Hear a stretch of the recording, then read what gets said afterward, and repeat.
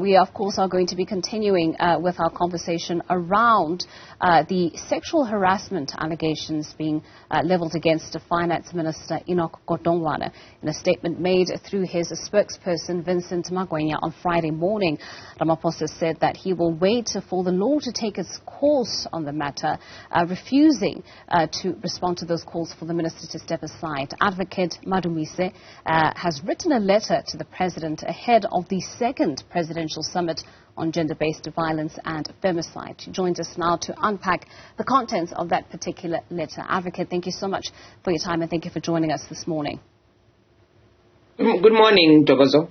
Well, you've penned the letter to the president explicitly stating how you as an organization are in disagreement with his decision not to act and, in fact, remove the finance minister from office. Just talk to us about that letter and its contents this morning. So our letter went in before the president. Advocate? There was some intervention. I don't know where it's coming from. The letter written to the president was penned before the president issued his statement through his spokesperson yesterday. And really the gist of what we were saying to the president was that as a leader of the country and having spearheaded and headed the call from the women of this country around gender-based violence and femicide, and having had the first summit where you made certain undertakings and pledged to eradicate and purge the scourge of gender-based violence and femicide in this country, you have a responsibility to demonstrate that leadership at all times, whether it's through allegations and whether it's through proven facts. But what we demand of you is that you stand up and demonstrate that leadership. Now, when the president tells us that the law must take its course, it's the president who really misses the point, and he should know better, because he is asking for a second summit where we have to deal with accountability. Right? He's saying let's have a second summit where we are going to we want to demand accountability, we want to amplify the gender-based violence and femicide scourge. We want to accelerate programs and strategies around gender-based violence. But, Mr. President, if that's what you're asking for, and you know firsthand the levels of resources that the South African Police Service have, and the judiciary, especially the magistracy, then you are being disingenuous when you say that the law must take its course, because if we had the requisite resources given to the South African Police Service, it would have acted swiftly, promptly, and seamlessly to get to the bottom of this case, and so that the victim is not seen to be lying, is not seen to be trying to be a honey trap, as is what is now being said by many, that this woman is being used to destroy the career of Mr. Godongwana. And Mr. President, if he's aware of these kinds of assertions that are made in the public domain, then he can't tell South Africans that we must wait for the law to take its course, when you know how paralyzed that criminal justice system is, how it gets compromised on a daily basis. So we don't agree with what he has said. What he continues to fail is really to have a better appreciation and understanding of how gender-based violence and gender violence rears its head and manifests itself, and how it should be attended to and treated. You know, Advocate, you are touching on an element here of gender-based violence that has to do with the power dynamics that we often see in a number of these cases. In your penned letter to the president, you touch on this. You touch on the fact that the finance minister occupies a very powerful position in society, occupying the most powerful office in the finance ministry. And so what he says in terms of his statements, whether they are in terms of refuting the claims that are being made against him, what he says and what he puts out in public often has a negating effect on the claims that have been put up against him, and it is solely because of this particular instance, this environment, that you need the president to act.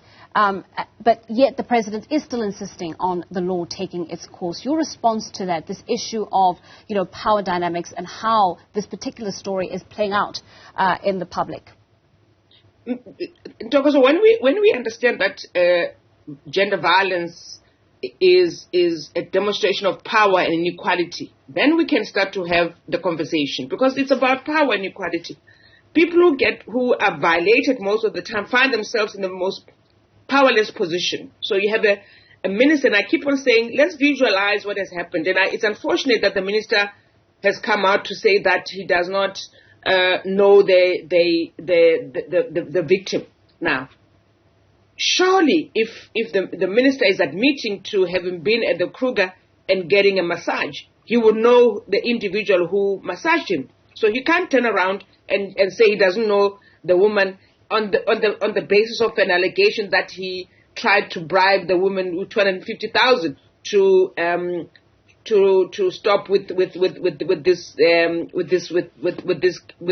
this charge, right?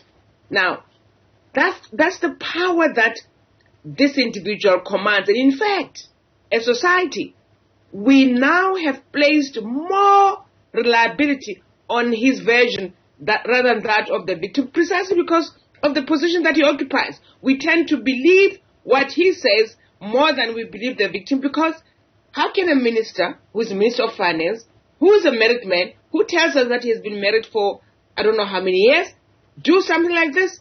So his version becomes more plausible, and he gets believed because we elevated him to this powerful position. And in fact, he occupies it because he decides on whether he gives gender-based violence resources, gender-based violence interventions and programs resources, which he has failed to do for the many years, the entire finance department, finance ministry and treasury has not given the resources that are required for us to fight the gender-based violence and femicide in this country. So power dynamics always are in play when you are dealing with gender violence and femicide in this country. It's always there, and we can't ignore it. And that's why even how this matter is being treated, the power dynamics are coming to the fore. Here's a minister who has not been asked to give a warning statement. It never happened. It had to take NPA to demand that the warning statement be taken after having read and looked at the docket and realized that we don't have the version of the accused in this matter, and so can he be given the opportunity? What we're looking for is that if the minister is going to be asked to give a warning statement, it must happen the way it happens for all of us. When a warning statement is demanded from you, you are expected to be at the police station for you to give that warning statement. It can't be different from the minister. He can't be treated with kid gloves. He can't be treated, and given a special treatment. That we're not going to agree with. And if they do that, and the independence of this investigation is compromised, it tells you that we are not going to get the justice, and the victim is not going to get the justice that she deserves. Advocate, talking about your perspective on this, on the issue of the minister potentially getting some sort of special treatment or being treated with kid gloves, I suppose was, in essence, the foresight that you had when you made the list of 24 demands that was handed over to the president ahead of the inaugural Gender-Based and Femicide Summit that took place several years ago. One of those demands being that he and his government would commit to never making appointments for individuals who have either been implicated in some way or another with a matter concerning gender-based violence and femicide. And here we are today in a position where we have an individual who occupies this position. The demand has been made. What is your sense here? This reaction of wanting the law to take its course of action, is this a missed opportunity by the president to really hone in on some of the promises that he's made when it comes to the fight against the scourge of gender-based violence? Oh, yeah, absolutely. It's a missed opportunity. And I think that demand number 2, if not mistaken, in the 24 demands, I think I remember when we placed it on the agenda, government kept on saying, oh, we need to work on a framework. I mean, there's no framework that you need to work on. And in fact, if you believe that you need to work on a framework on how to address demand 2 of the 24 demands, then by now, 3 years later, you should be able to give South Africans the framework that you have given so that you understand how you're going to be acting once demand number 2 is infringed. Now, and I think it's deliberate on their part that they have not acted on some of these demands, or especially demand number 2, precisely because it suits them. It's very loose. It's elusive to them, and you can hide behind the law taking its course. And I want to just deal with that law and saying that we will not act until such time that you are advised otherwise. If the basis of my violation is dependent highly and entirely on the law, then we are in trouble as women in this country. Now, and I'll tell you why I'm saying this.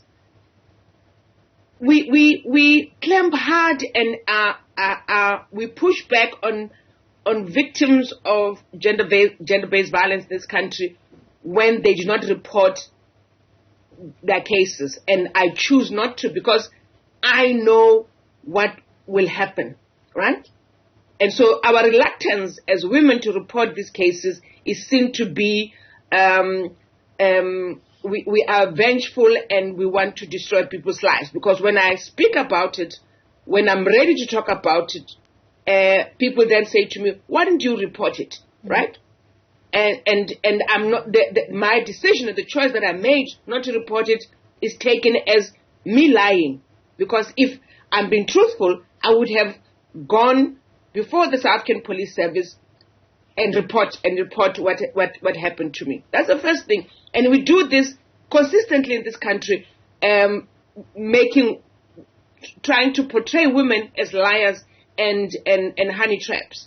Second to all of this is the law cannot be the only yardstick that we use to determine whether I've been violated or not. If the woman in this case felt uncomfortable, felt violated at the time, that's what happened to her. It can't be discounted because someone believes that the police must investigate. It's a secondary matter. We can't continue to secondary victimize the victims because they have spoken about what they have experienced at the hands of a perpetrator. Advocate, unfortunately, we are quickly running out of time, and I have to ask this question before I let you go. The President has invited a number of gender-based violence activists, organizations such as yourself, to the second presidential summit on gender-based violence and femicide in the country. I want to know from you, should this matter involving the finance minister not be resolved by the time the summit is in fact announced and is ready to begin, would you perceive such an event as a hollow exercise being sort of conducted by the President? Because we have been at pains to understand the rationale behind calling for a second summit. I mean, we've made our views known to those who are trying to put it together, and we're strong on our opinion on that, because if we go ahead with the second summit, then it's going to be hollow. Absolutely hollow. We cannot be talking about accountability and acceleration and amplification of the work around gender-based violence when you have not, as a government, funded the implementation of the National Strategic Plan that is supposed to assist us, all of us in this country, to fight gender-based violence. You have not done that. So you're asking us to go to a second summit to talk about what? To demand accountability to who? From who? When you, as the leader, you have not given us all of that you were supposed to do from the first summit. Advocate, thank you so much for your time, and thank you so much for joining us on this morning's program. That's co-director for Wise4Africa, Advocate Brenda Madumise, helping us to unpack a little further those claims of sexual harassment leveled against Finance Minister Enoch Godongwana.